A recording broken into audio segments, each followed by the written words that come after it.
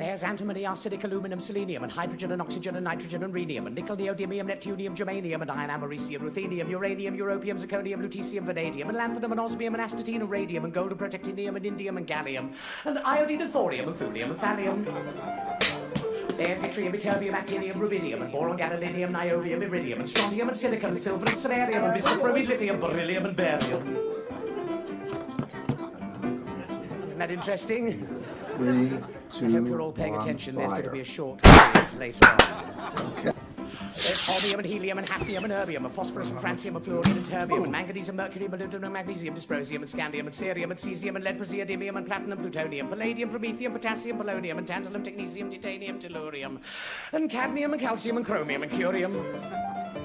There's sulfur, californium, and fermium, berkelium, and also mendelevium, einsteinium, nobelium, and argon, krypton, neon, radenzine, and zinc, and rhodium, and chlorine, carbon, cobalt, copper, tungsten, tin, and sodium. These are the only ones of which the news has come to Harvard. And there may be many others, but they haven't been discovered. Hello, everybody.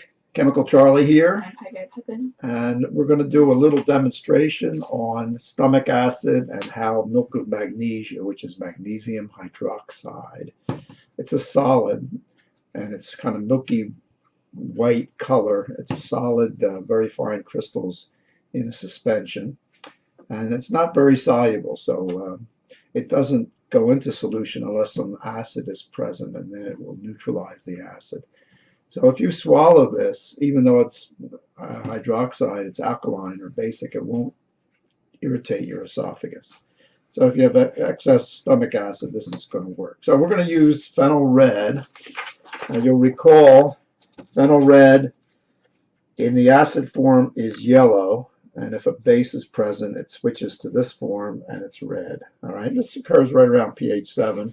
You can get this at any pool supply place.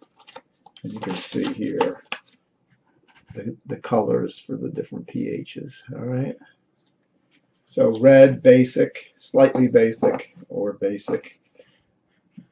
Yellow, kind of acidic. So Chemical Charlie, let's put the phenyl red in this 0.1 molar HCl, which is a kind of, put a big squirt in, which is like stomach acid, right? Got this at Walmart. You can see it's kind of yellow, orange, indicating the red, the color for an acidic solution.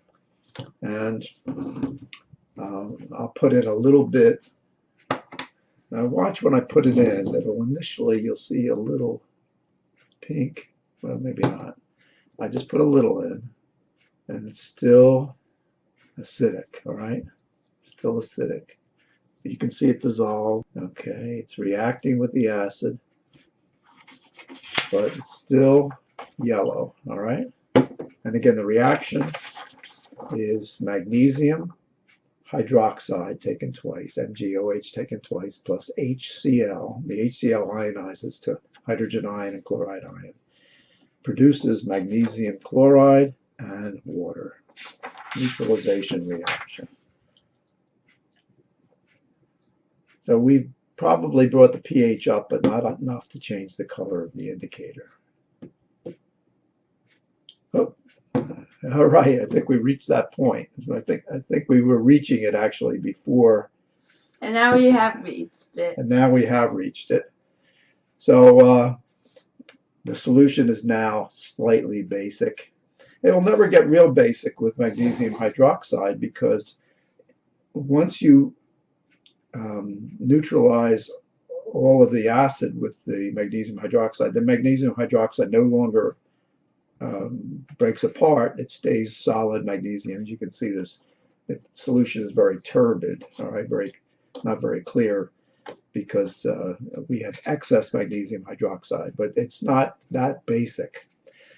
Now you could neutralize stomach acid with sodium hydroxide, but if you did that, and you would burn your esophagus, and if you went overboard, your stomach would be very alkaline, which is not good. All right, so this will never make the stomach very basic. Thank you for your attention, and we'll see you next time.